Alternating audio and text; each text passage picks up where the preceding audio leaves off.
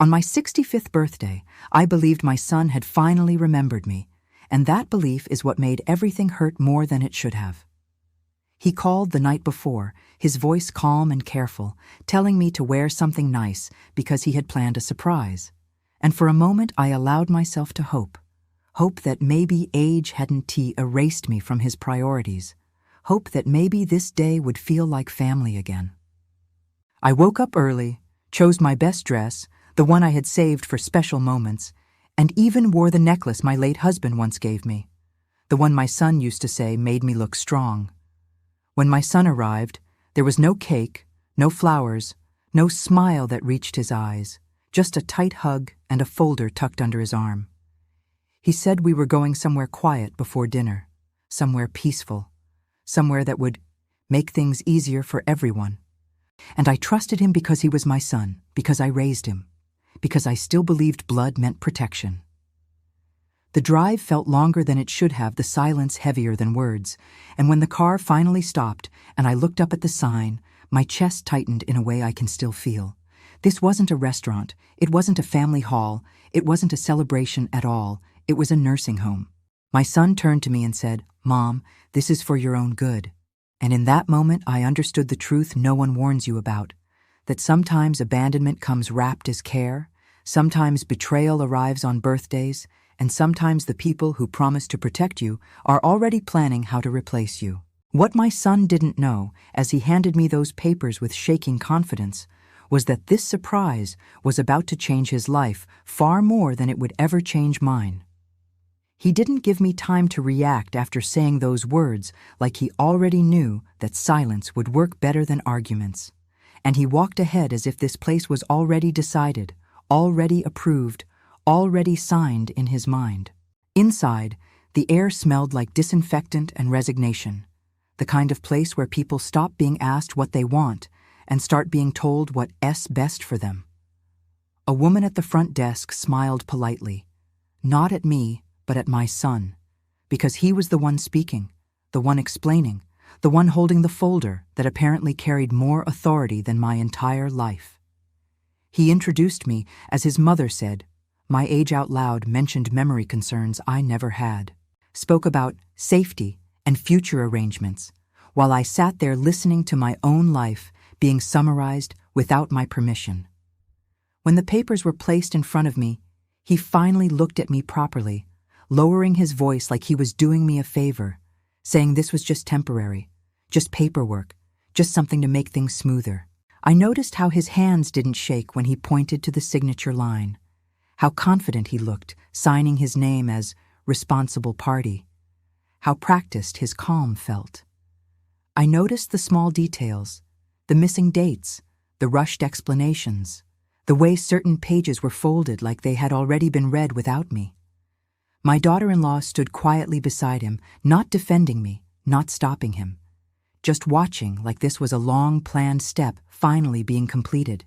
When I asked one question, just one, about my house, my son answered too quickly, said it was taken care of, said I didn't need to worry anymore. And that's when I understood that this wasn't about care at all, it was about control. They had already moved forward assuming I would agree, assuming my age meant compliance, assuming my silence meant consent. I picked up the pen slowly, not because I was confused, but because I was thinking, because I was remembering every bill I had paid, every wall I had helped build, every signature I had placed on documents long before my son ever knew what responsibility was. I signed where they told me to sign, calmly, neatly, without protest, and the relief on my son's face told me everything I needed to know. He thought he had won. What he didn't realize as he closed that folder and thanked the staff was that I had just stepped into the quietest phase of my life, the phase where I stop explaining myself and start letting the truth speak for me. Because some women don't fight when they're hurt. Some women wait. And waiting, when done patiently, changes everything. The moment the papers were signed, the energy around me changed, in a way only women notice. The kind of shift that happens when people stop pretending and start relaxing. My son's shoulders dropped, his voice softened, and for the first time that day, He smiled like something heavy had finally been lifted off him, thanking the staff and speaking about next steps as if I were no longer sitting right there. The nurse explained routines to him, not to me, asked him about medications I didn't take, dietary needs I didn't have, restrictions I never agreed to, and he answered confidently, too confidently, like someone who had rehearsed this conversation long before my birthday arrived. My daughter-in-law finally spoke then, suggesting we leave quickly because Mom gets overwhelmed easily, and I realized she had learned how to erase me without raising her voice.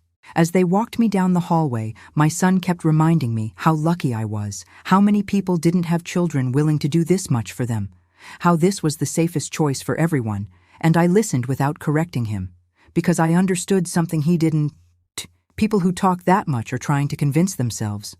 When they left me in the room, my room, with its neutral walls and borrowed furniture, my son promised he would visit soon, promised this wasn't permanent, promised dinner would be celebrated later, and I nodded like a woman who had given up, even though my mind was clearer than it had been in years. The door closed, their footsteps faded, and for the first time that day I was alone, not abandoned, not broken, just alone enough to think.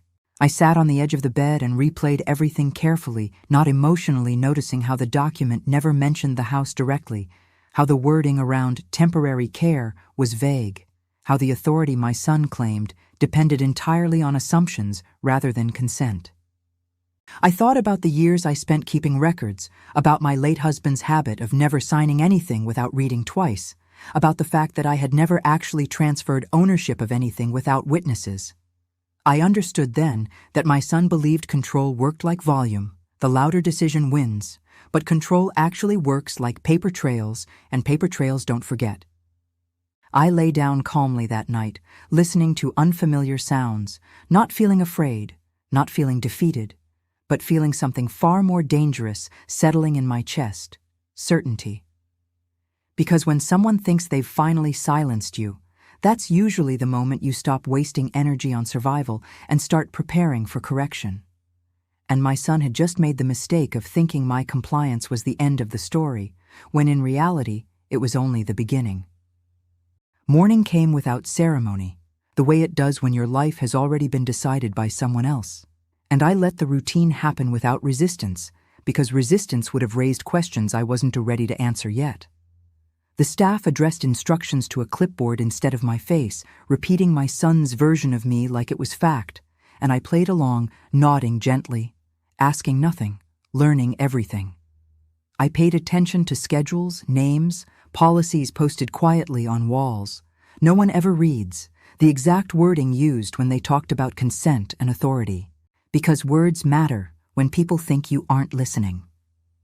Later that afternoon, when my son called to check in, his voice carried relief, not concern, and that told me everything.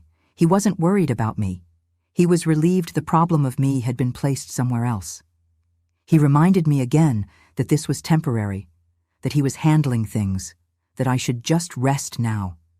And I thanked him like a grateful burden, even though my mind was already moving several steps ahead. After the call ended, I asked the front desk for my personal belongings, citing policy rather than emotion, and watched how quickly compliance changed when requests were framed correctly. Inside my purse, untouched, was the small envelope my husband and I had kept hidden for years, not because we were paranoid, but because we understood how easily trust can be misused when age enters the conversation.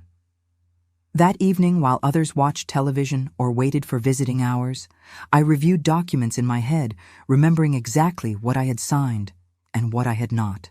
Recalling how the house had been built under my name first, how ownership had never fully transferred, how certain protections still existed, because I had insisted on them years ago, just in case.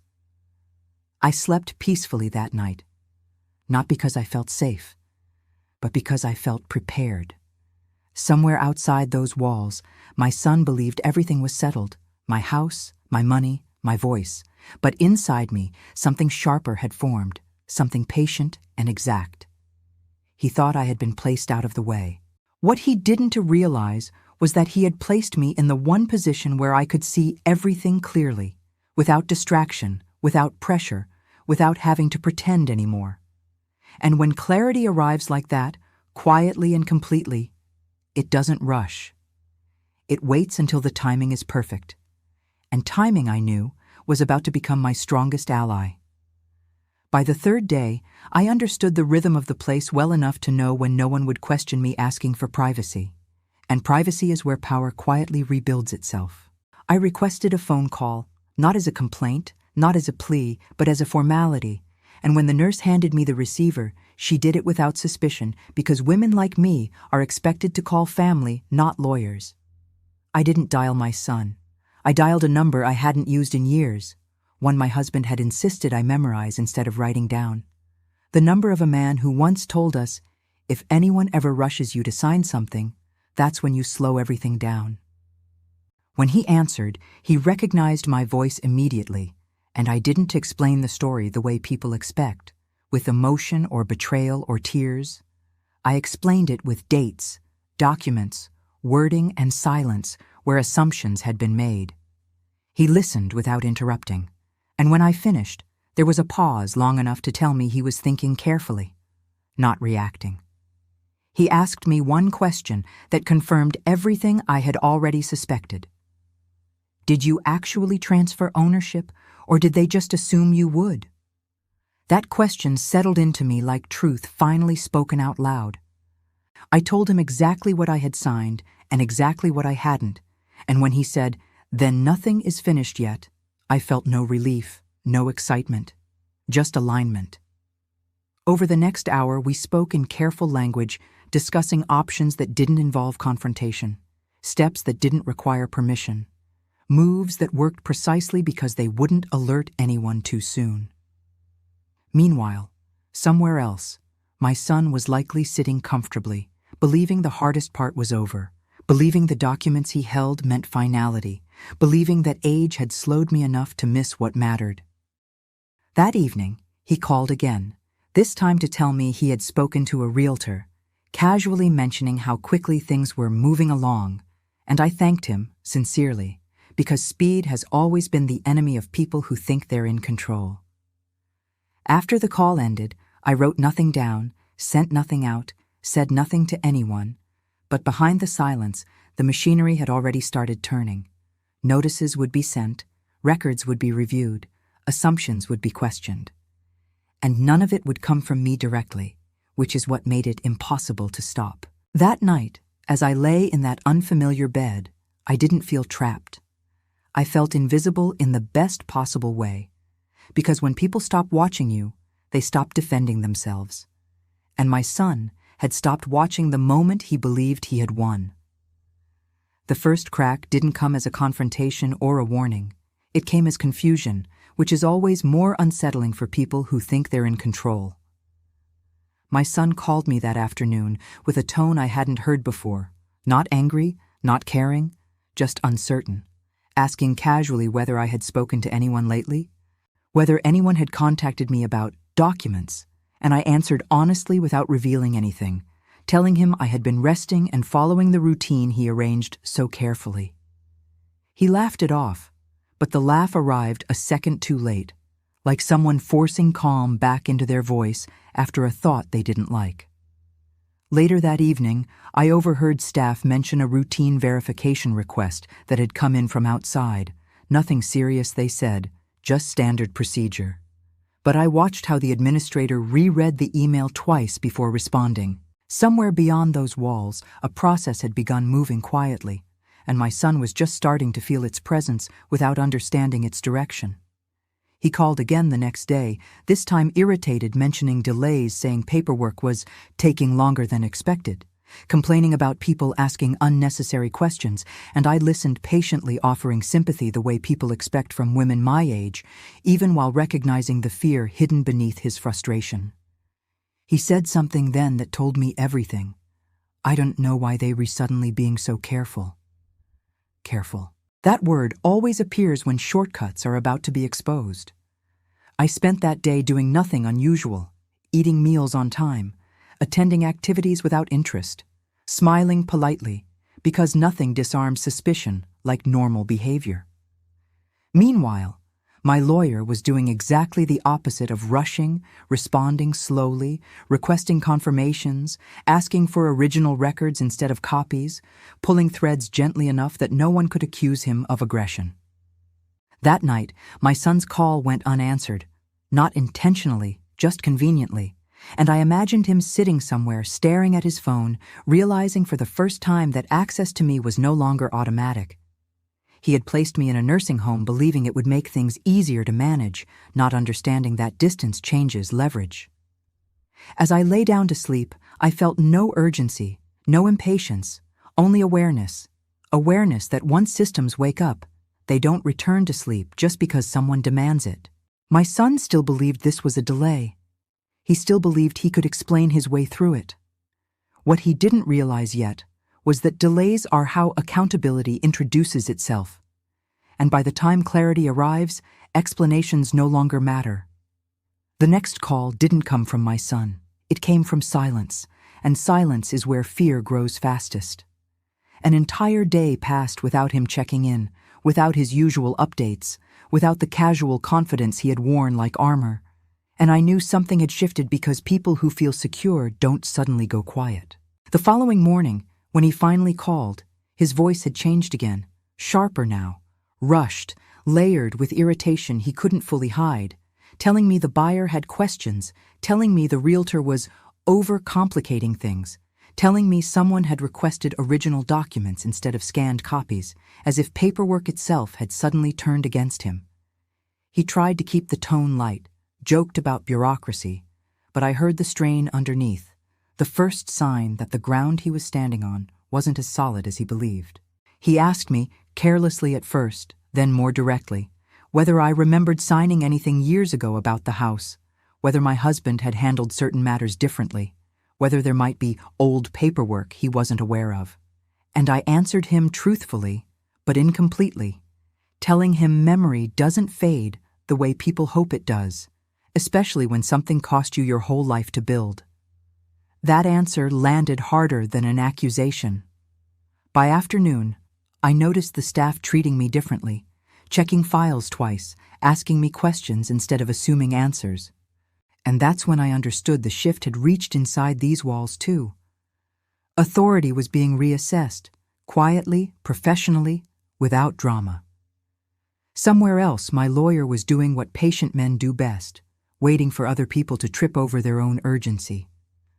My son, meanwhile, was speeding up, making calls, pushing timelines, insisting on progress, and every push only exposed how little he actually controlled.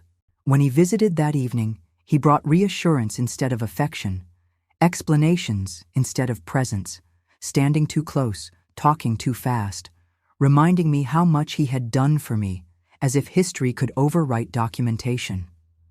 I looked at him calmly and said nothing, because silence forces people to hear themselves, and what he heard unsettled him. He left sooner than planned, glancing back once like he wanted to say something else, but couldn't find the right angle. That night, as I lay awake listening to the hum of the building, I understood something clearly. People who rely on shortcuts panic when forced to take the long road, and my son was finally realizing there was no shortcut left. The sale wasn't moving, the questions weren't stopping, and the truth, once asked for officially, doesn't accept excuses as answers. The buyer didn't disappear all at once. He hesitated first, and hesitation is always the beginning of the end. My son called me early that morning, too early for politeness, his voice tense as he explained that the buyer wanted extra assurances, that the bank had flagged something minor, nothing serious, just paperwork needing clarification. And I listened quietly, recognizing the way people minimize trouble when it's already bigger than they can handle. He paced while he spoke. I could hear it in the way his breath shifted, in the way sentences overlapped, telling me how close everything was to being finalized, how delays were costing him money, how stressful this was for everyone, and for the first time he sounded like someone asking instead of instructing. He asked whether I could confirm certain details if contacted, whether I remembered conversations from years ago, whether I could help clear things up, and I answered calmly, saying I would always tell the truth if asked, nothing more, nothing less. That answer didn't comfort him the way he expected. By midday, I overheard staff discussing a request for verification tied directly to my name, not his, and that detail mattered because it meant the assumption of control had officially been questioned. The nursing home administrator asked me gently whether I was comfortable with the arrangements made on my behalf, whether I felt informed, whether I had consented freely, and those questions asked professionally and recorded carefully did more damage than any argument ever could. When my son visited later that afternoon, his confidence had collapsed into something brittle.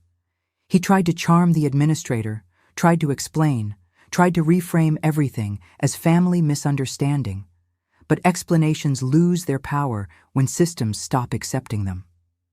He pulled me aside, lowering his voice, reminding me again of everything he'd done, asking me not to complicate things now, as if complexity hadn't arrived the moment he decided my life without asking me.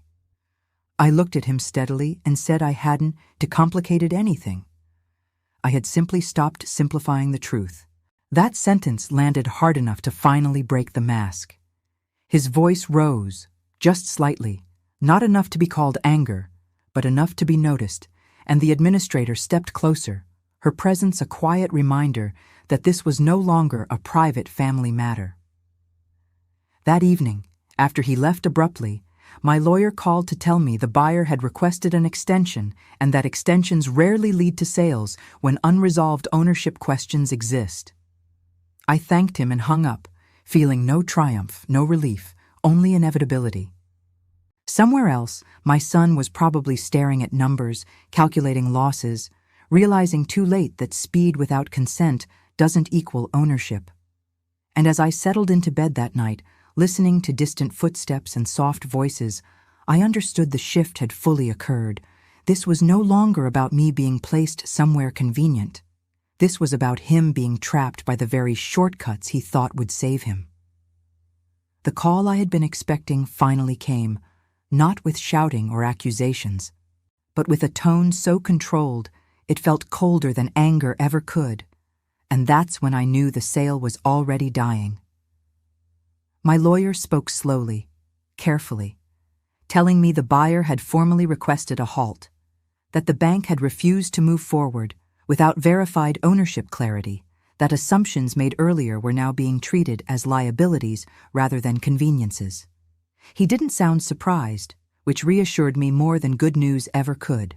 A few hours later, my son called, and this time there was no attempt at confidence left, just urgency wrapped in politeness, asking me if I could please speak to someone if they reached out, asking if I could explain that everything was misunderstood, asking if I could help fix this before it gets worse. I listened to him the way I used to listen when he was a child, trying to talk his way out of consequences, noticing how he still believed persuasion could replace responsibility. I told him gently that I would answer any official questions honestly and completely, nothing more, nothing less, and that honesty, I could tell, terrified him more than refusal ever would have. By evening, the nursing home administrator asked to speak with me again, this time with forms that required my signature, not his, explaining that oversight had been triggered and that my consent status was being formally reviewed. That single shift, from assumption to verification, changed everything.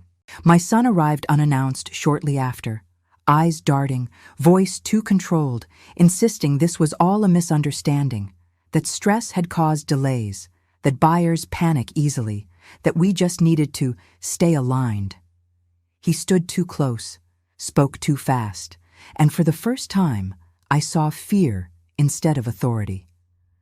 I told him quietly that alignment requires agreement, not pressure, and that sentence ended the conversation more effectively than shouting ever could. He left without saying goodbye. Later that night, my lawyer confirmed what we both already knew. The buyer had withdrawn, the deposit was now in dispute, and questions were being asked about representations made during the sale.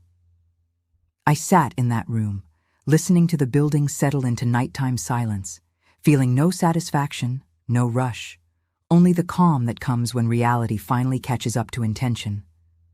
My son had believed placing me out of sight would remove obstacles. Instead, it had removed witnesses, which is always the most dangerous thing to do when your story can't survive being examined. And as I lay down to sleep, I understood something fully for the first time. This wasn't revenge unfolding loudly or dramatically. This was accountability arriving quietly, exactly on time. By the next morning, the story had grown legs of its own, the way truths do once they're no longer being carried quietly by one person alone. My lawyer called to tell me the buyer's withdrawal had triggered secondary reviews, that representations made during the sale were now being compared against records that couldn't be rushed or reframed, and that deposits don't simply disappear when responsibility is unclear, they become evidence. My son called twice before noon and didn't leave a message either time, which told me he was pacing, calculating, trying to figure out who knew what and how fast it was spreading. When he finally came to see me, he looked smaller somehow, like authority had drained out of him overnight, and he spoke in fragments instead of plans, explaining that the realtor was no longer comfortable, that the bank had escalated the file, that questions were being asked about consent and timing and authority. He kept using the word miscommunication, as if repetition could turn it into truth. I listened, not because I owed him patience, but because I wanted him to hear himself say it out loud. When he stopped talking, waiting for reassurance, I told him calmly that this was what happens when decisions are made without agreement. Systems don't punish emotions, they correct records. That sentence landed differently now because it wasn't coming from a place of power. It was coming from reality. Later that day, the nursing home administrator informed me that my placement status was under review, that external inquiries had been made, and that my consent documentation was being re-examined as part of a broader compliance check. In other words, the same shortcuts my son had relied on were now being traced backward. That evening, my phone buzzed with unfamiliar numbers. People connected to the sale, to the bank, to legal offices, each one asking questions I answered simply and truthfully, each one tightening the story into something solid and unavoidable. My son stopped calling after that. Silence fell again, but this time it wasn't confident silence. It was damage control happening elsewhere. As I sat quietly, watching the light shift across the room, I felt no urge to celebrate, no need to announce anything. The consequences were doing their work without my involvement, and that was the most telling part of all. My son had believed control meant moving fast and keeping me quiet. He was learning now that control only lasts as long as the truth is willing to stay hidden. And once the truth steps into daylight, it doesn't ask anyone's permission to stay there. The loss didn't arrive as one clear number at first. It came as a series of realizations that stacked on top of each other until my son could no longer pretend this was something he could fix with a few calls.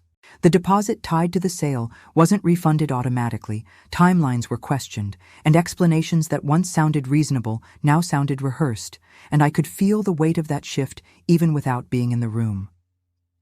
He finally called me late that night, not angry, not commanding, but exhausted in a way I hadn't heard since he was young and overwhelmed by consequences he didn't understand. He talked about stress, about pressure, about how everything had gone wrong so quickly, about how people were suddenly turning on him. And for a brief moment, I recognized the boy I had once stayed up late worrying about. But then he said something that reminded me why this had to happen.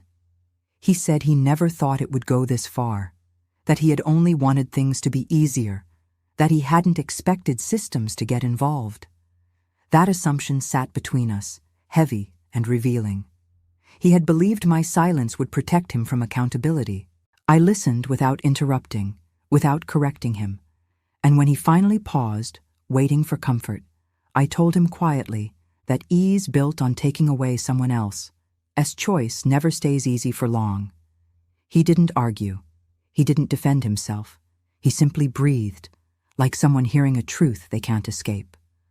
Over the next few days, communication from outside parties continued, firm but professional, each message narrowing the space he had left to maneuver. each one reinforcing that this situation was no longer about family disagreements, but about documented decisions. The nursing home finalized my release paperwork without ceremony, explaining that my placement had not met consent standards, and I signed those documents with a steadiness that surprised even me. My son didn't come that day. He couldn't. Shame has a way of keeping people away once the narrative collapses. As I packed my belongings, I understood something deeply. This wasn't about punishing him or reclaiming what was mine. It was about letting consequences exist without interference. And sometimes the hardest form of love is not stepping in to soften the landing when someone finally meets the ground they insisted wasn't there. The day I walked out didn't feel dramatic the way people imagine freedom does. It felt quiet, procedural, almost ordinary, which somehow made it more powerful. The administrator explained the paperwork in a neutral tone, apologizing without apologizing, acknowledging that mistakes had been made without assigning blame, and I signed where it was finally appropriate for me to sign, not as someone being managed, but as someone being recognized. No one asked my son to come. No one waited for his approval. That absence said more than any apology ever could. I packed the few things I had brought with me, folding them carefully, not out of habit, but out of respect for myself. And as I walked through the hallway one last time, staff members smiled differently, softer, like they finally saw me instead of a file. Outside, the air felt sharper, clearer, like the world had been holding its breath and was finally exhaling with me. My lawyer met me briefly, handed me a small envelope with copies and confirmations, told me everything was now formally corrected, that nothing could be quietly reversed, and that sentence settled something deep inside my chest. I didn't rush anywhere after that. I sat on a bench nearby, watching cars pass, feeling the strange calm that comes when you realize no one is waiting to tell you where to go next. My phone buzzed once, my son's name, but I didn't answer, not out of cruelty, but because this moment wasn't about him. This moment belonged to me. For the first time since my birthday, since the papers, since the folder under his arm, my life was no longer being narrated by someone else. There was no plan yet, no celebration, no dramatic reunion, just the quiet certainty that I had stepped back into myself and stayed there. And as I stood up and walked away on my own terms, I understood that freedom doesn't announce itself with fireworks. It arrives gently, and once it does, it doesn't need permission to remain. The first place I stayed wasn't special, and that was exactly why it felt right. A small, clean room arranged without anyone else's opinion in it. A space where nothing carried history or expectation. I set my bag down and sat for a long time without doing anything at all, noticing how strange it felt to exist without being managed, without having to prove I deserved to be where I was. The quiet wasn't empty. It was spacious, and in that space, memories began to settle instead of crowding. I made simple choices: what to eat, when to rest, whether to turn on the light, and each one felt surprisingly meaningful, like reclaiming something small but essential. Over the next few days, I handled practical matters calmly, confirming arrangements, reviewing documents one last time, ensuring everything was aligned not with urgency, but with intention. My lawyer checked in briefly, told me there were no loose ends left, that whatever consequences followed would continue without my involvement, and I thanked him without asking for details. I didn't need them anymore. My son didn't call again, and I didn't wait for him to. I realized then that some relationships don't end in confrontation. They end in distance that grows naturally once control is removed. I walked each morning, noticing the rhythm of streets I hadn't memorized yet, enjoying the anonymity of being unknown, just another woman passing through her own life. At night, I slept deeply, without replaying conversations, without bracing for interruptions, without anticipating what someone else might want from me. That was the real change. Not the paperwork, not the release, the absence of vigilance.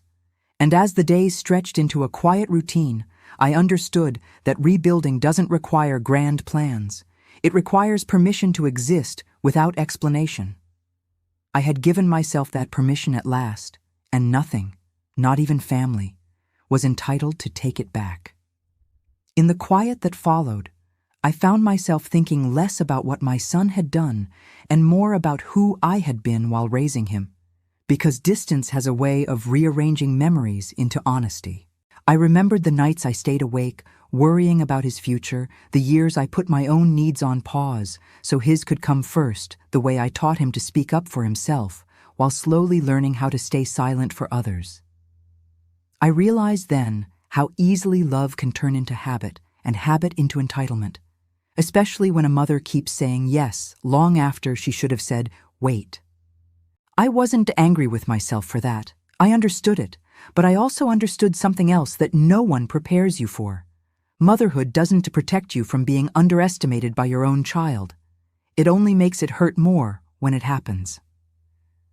As I walked through my days now, choosing when to speak and when not to, I felt a strange compassion for the woman I had been, the one who believed patience alone could hold a family together. Patience is powerful, but only when it's paired with boundaries, and I had learned that lesson later than most, but not too late. I thought about how my son had mistaken my silence for agreement, my age for weakness, my love for permission, and how easily that misunderstanding had grown into control. What surprised me most wasn't what he had tried to take. It was how natural it had felt to him, how comfortable people become when they think someone will never push back. That realization didn't harden me. It clarified me. I didn't need to rewrite the past or demand apologies to move forward. I only needed to stop carrying responsibility for choices that were never mine. And as that understanding settled in, I felt something loosen inside me, something I had been holding on to for decades without noticing. I was not just reclaiming my independence, I was redefining what love looked like in the absence of control. And that, I knew, was the kind of lesson that stays with you long after the story ends. I didn't see my son again right away, but I felt his presence in small, indirect ways, the way you feel weather changing before the sky shows it. A mutual acquaintance mentioned him once, casually, saying he looked tired lately, distracted, like someone who had lost his footing and hadn't quite found it again. I listened without asking questions, without offering context, because whatever he was dealing with now belonged to him alone. I understood then that distance does something powerful. It removes you from the role people assigned you and forces them to sit with the consequences of their own decisions. In my quieter days, I noticed how my body no longer reacted when his name came up. No tightening in my chest, no rush of explanation forming in my mind. That absence told me healing had already started. I spent my time arranging my life around what felt steady instead of what felt familiar, and there was a difference I hadn't understood before. Familiarity often disguises discomfort. Steadiness doesn't. One afternoon, as I walked past a cafe window, I caught my reflection and paused, surprised by how calm I looked, how unburdened. I wasn't smiling broadly, but I wasn't bracing myself either. That was new. That evening, my phone buzzed with a message from my son. Short, careful, almost formal, asking if I was well. No apology, no defense, just a question hovering between us. I read it once and set the phone down, not because I wanted to punish him, but because I finally understood that responses given too quickly often undo progress. Silence, chosen intentionally, can be an answer in itself. As night settled in, I realized something quietly profound. I didn't need him to understand what he had done in order to move forward. I only needed to stop rearranging my life to make his choices easier to live with. And in that realization, I felt the final thread of obligation loosen, not dramatically, but completely. The days stopped feeling like recovery and started feeling like life again, which was how I knew something fundamental had shifted. I no longer measured my mornings by what needed fixing or evenings by what might go wrong. I woke when my body was ready, moved through my hours without rehearsing conversations that would never happen, and slept without carrying the weight of someone else's expectations into my dreams. I noticed how peace doesn't arrive with announcements. It grows quietly, almost invisibly, until one day you realize you haven't been afraid for a long time. I filled my days with small, intentional choices, walking routes that felt familiar, but not confining, meals chosen for taste rather than timing, conversations that didn't require me to explain myself. When thoughts of my son surfaced, they did so without urgency, like memories that had already found their place in the past. I didn't rewrite what happened to make it hurt less. I accepted it for what it was, and let it sit where it belonged. That acceptance didn't weaken me, it grounded me. I understood now that love without boundaries isn't generosity, it's erasure, and I had spent too many years mistaking one for the other.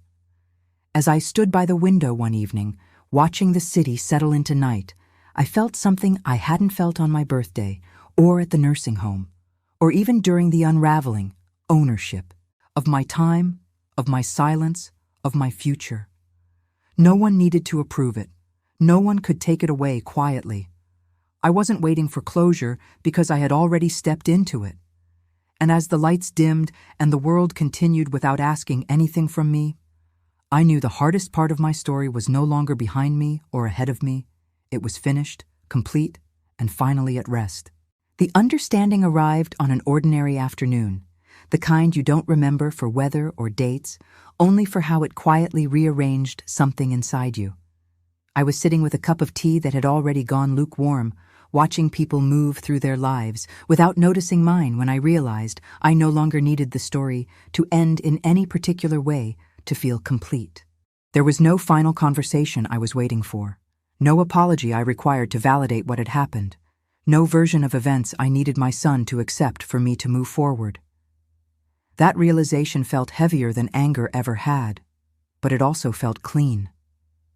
I thought about how often women are taught to hold families together by holding themselves back, how silence becomes a currency you pay with until there's nothing left to give. I had paid enough. What remained now was choice. Quiet, deliberate choice. And that was something no one could claim on my behalf again. I didn't wish my son harm, but I also didn't wish him closeness that would require me to shrink. Distance had taught us both what control had hidden. Responsibility doesn't disappear just because love exists. As evening came, I stood by the window one last time and watched the lights turn on across the city, each one marking a life continuing independently of mine, and I felt connected without being entangled. The story that began on my birthday didn't end with revenge or victory or reconciliation. It ended with truth, finding its proper scale. I hadn't been weak. I hadn't been naive. I had been patient in a world that mistakes patience for permission. And now that mistake had been corrected, not loudly, not cruelly, but permanently. I finished my tea, turned off the light, and moved on with my life, not as someone escaping the past, but as someone no longer defined by it. And in that quiet continuation, I knew the story had said everything it needed to say.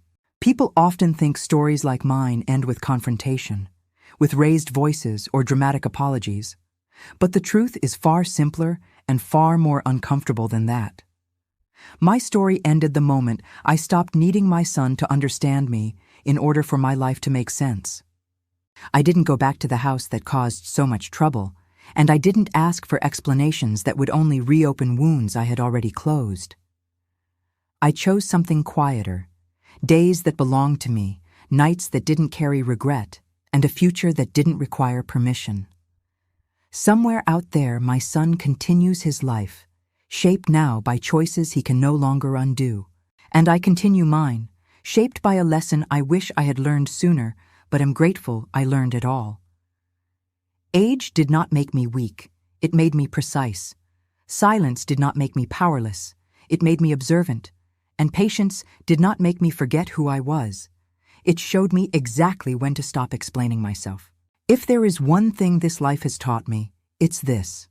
The calmest people are often the most dangerous to underestimate because they don't need revenge to win. They only need the truth to stand on its own. So if you are listening to this story and you recognize yourself in it, if you have ever been pushed aside, controlled in the name of care, or silenced because someone assumed you would never push back, remember this. Your quiet does not mean consent, and your patience is not permission. Sometimes the strongest payback is simply reclaiming your life and walking forward without looking back. And if this story stayed with you, if it made you feel understood even for a moment, then you are exactly why Payback Files Stories exists. Subscribe to the channel, because here, every story ends with payback.